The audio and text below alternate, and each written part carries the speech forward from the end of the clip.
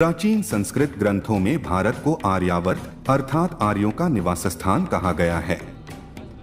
आइए हम जानते हैं कि आर्य कौन थे तथा आर्यावर्त शब्द का अर्थ क्या है और क्या आर्य विदेशी थे या भारतीय।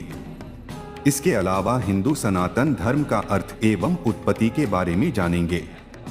तो दोस्तों, वीडियो में अंत तक बने रहे और अगर आप हमारे चैनल पर नए हैं तो हमारा सात्विक चैनल को सब्सक्राइब अवश्य करें। हिंदू धर्म को सनातन धर्म या आर्य धर्म भी कहा जाता है तथा आर्यों ने ही वेदों की रचना की थी। कुछ विद्वान मानते हैं कि आर्य नाम की कोई जाति थी और कुछ का मानना है कि आर्य कोई जाति नहीं बल्कि यह उन लोगों का समूह था जो खुद को आर्य कहते थे। भारत में आर्य समाज के लोग इसे आर्य धर्म कहते हैं, जबकि आर्य किसी जाति या धर्म का नाम न होकर इसका अर्थ सिर्फ श्रेष्ठ ही माना जाता है। अर्थात जो मन, वचन और कर्म से श्रेष्ठ है वही आर्य हैं। वैदिक काल में वो लोग खुद को श्रेष्ठ मानते थे जो वैदिक धर्म और नीति नियम अनुसार जीवन यापन करते थे। इसके विपरीत जो भी व्यक्ति वेद विरुद्ध जीवन यापन करता था और ब्रह्म को छोड़कर अन्य शक्तियों को मानता था उसे अनार्य माना जाता था। आर्य किसी जाति का नहीं बल्कि एक विशेष विचारधारा को मानने वाले का समूह था, जिसमें श्वेत, पित्त, रक्त, श्याम और अश्वेत रंग के सभी लोग शामिल थे। महाकुल कुलीनार्य सभ्य सज्जन साधवः अर्थात आर्य शब्द का प्रयोग महाकुल, कुलीन, सभ्य, सज्जन, साधु आदि के लिए किया जाता है। आर्य कोई जाति नहीं बल्कि यह उन लोगों का समूह था जो खुद को आर्य कहते थे और जिनसे जुड़े थे भिन्न भिन्न जाति समूह के लोग। इस प्रकार आर्य धर्म का अर्थ श्रेष्ठ समाज का धर्म होता है। संस्कृत साहित्य में आर्य शब्द का बहुत प्रयोग हुआ है। जैसे पत्नी पति को आर्यपुत्र कहती थी, पितामह को आर्य और पितामही को आर्या कहने की प्रथा थी। नैतिक रूप से प्राकृत आचरण करने वाले को आर्य कहा गया है। कर्तव्यमाचरण कार्यम कर्तव्यम नाचरण तिष्ठति प्रकृताचारे स आर्य इति उच्यते। प्रारंभ में आर्य शब्द का प्रयोग प्रजाति अथवा वर्ण के अर्थ नहीं बल्कि इसका नैतिक अर्थ ही अधिक प्रचलित था, जिसके अनुसार किसी भी वर्ण अथवा जाति का व्यक्ति अपनी श्रेष्ठता अथवा सज्जनता के कारण आर्य कहे जाने का अधिकारी होता था। वाल्मीकि रामायण में भगवान श्री राम को आर्य एवं आर्यपुत्र कहा गया है। विदुर नीति में धार्मिक को, चाणक्य नीति में गुणीजन को, महाभारत में श्रेष्ठ बुद्धि वाले को तथा गीता में वीर को आर्य कहा गया है। महर्षि दयानंद सरस्वती जी ने आर्य शब्द की व्याख्या में कहा है कि जो श्रेष्ठ स्वभाव, धर्मात्मा, परोपकारी, सत्य, विद्या आदि गुणयुक्त और आर्यावर्त देश में सब दिन से रहने वाला है, उनको आर्य कहते हैं। वेदों में वर्णित कर्म के अनुसार मनुष्य जाति में दो भेद बताए गए हैं, पहला आर्य और दूसरा दस्यु, तथा एक ही परिवार में यह दोनों हो सकते हैं। रावण के पिता आर्य थे लेकिन रावण एक दस्यु था। वेद में लिखा है आर्य और दस्युओं का विशेष ज्ञान रखना चाहिए। वेद मंत्रों में सत्य, अहिंसा, पवित्रता आदि गुणों को धारण करने वाले को आर्य कहा गया है और सारे संसार को आर्य बनाने का संदेश दिया गया है।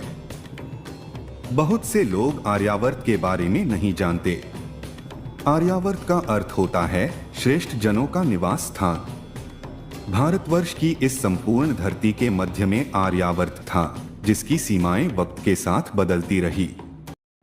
आर्य भूमि का विस्तार काबुल की कुंभा नदी से भारत की गंगा नदी तक और कश्मीर की वादियों से नर्मदा के उस पार तक था।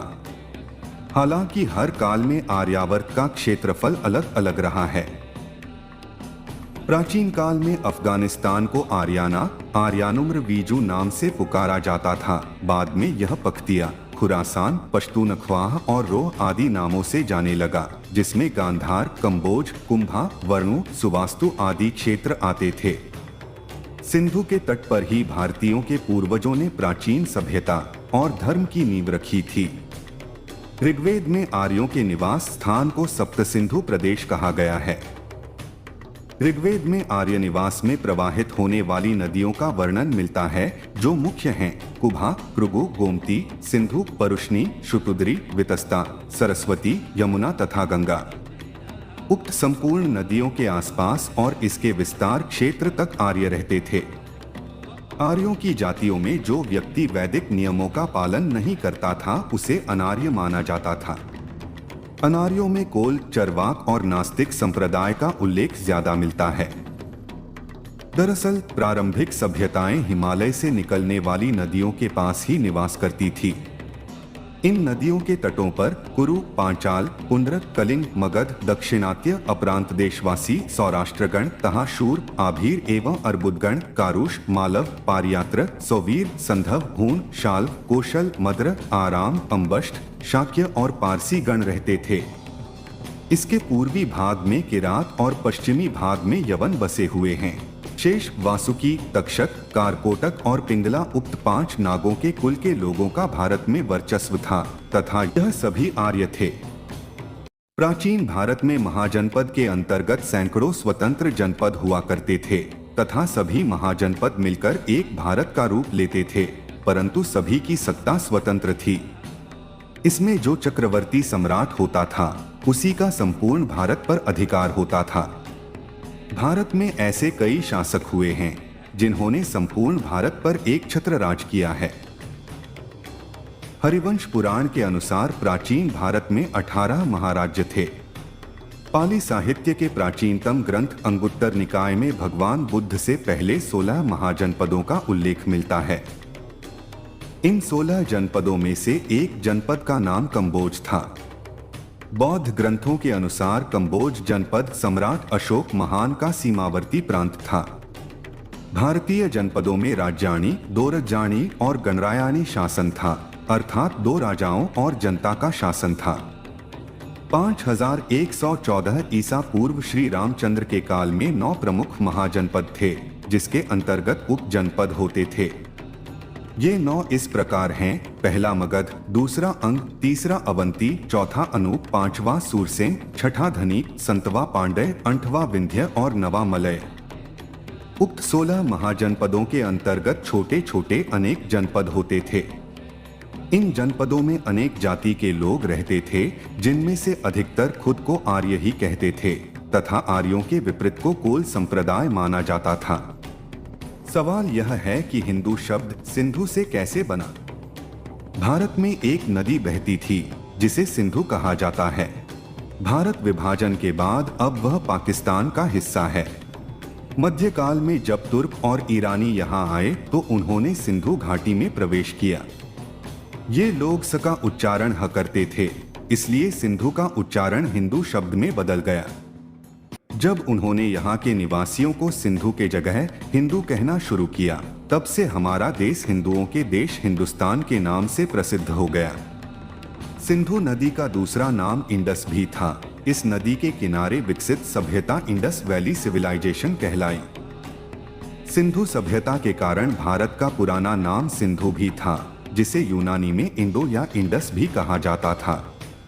जब ये शब्द लैटिन भाषा में पहुंचा तो बदलकर इंडिया हो गया। जब अंग्रेज भारत में आए उस समय हमारे देश को हिंदुस्तान कहा जाता था, इसलिए उन्हें हिंदुस्तान शब्द बोलने में परेशानी होती थी। जब अंग्रेजों को पता चला कि भारत की सभ्यता सिंधु घाटी है, जिसे इंडस वैली भी कहा जाता है, तथा इस शब्द को लैटिन भाषा में इंडिया कहा जाता है, तो उन्होंने भारत को इंडिया कहना शुरू कर दिया। अंग्रेजों के शासनकाल में इंडिया नाम काफी प्रसिद्ध हुआ और हमारा देश दुनिया में इसी नाम से कहलाने लगा। लेकिन क्या यह सही है कि हिंदुओं का हिंदू नाम ईरानियों और अरबों ने दिया था?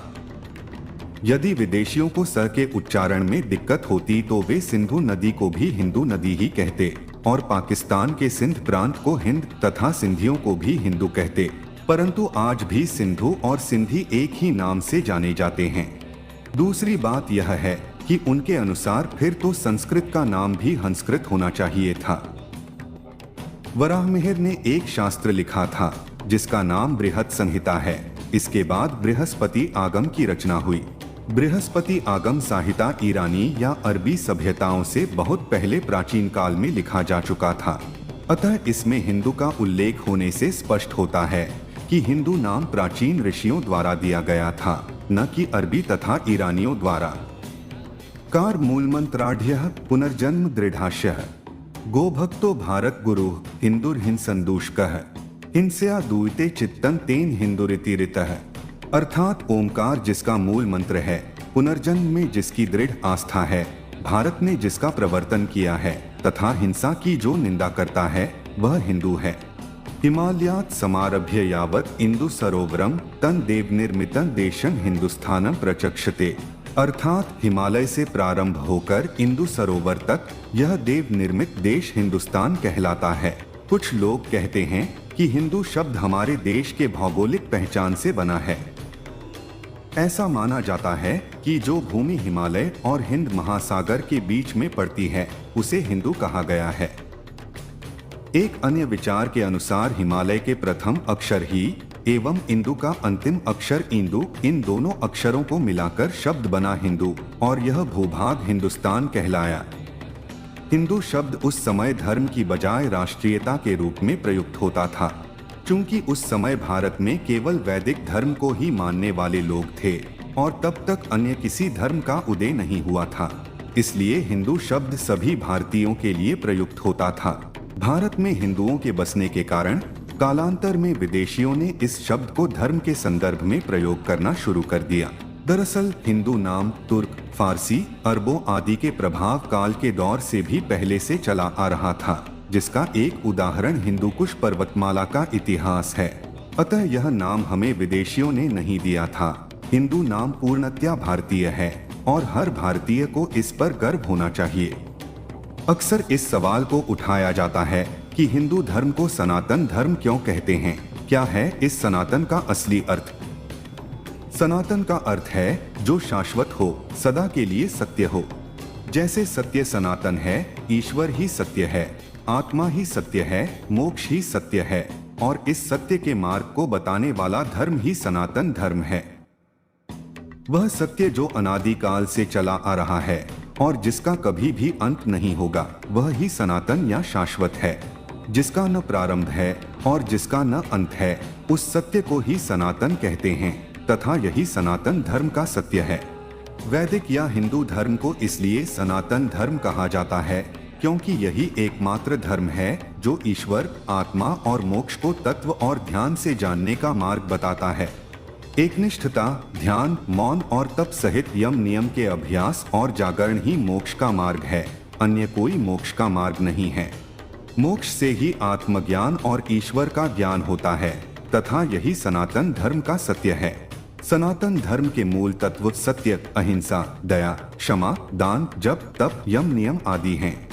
जिनका शाश्वत महत्व है उसे अन्य प्रमुख धर्मों के उदय के पूर्व ही वेदों में इन सिद्धांतों को प्रतिपादित कर दिया गया था।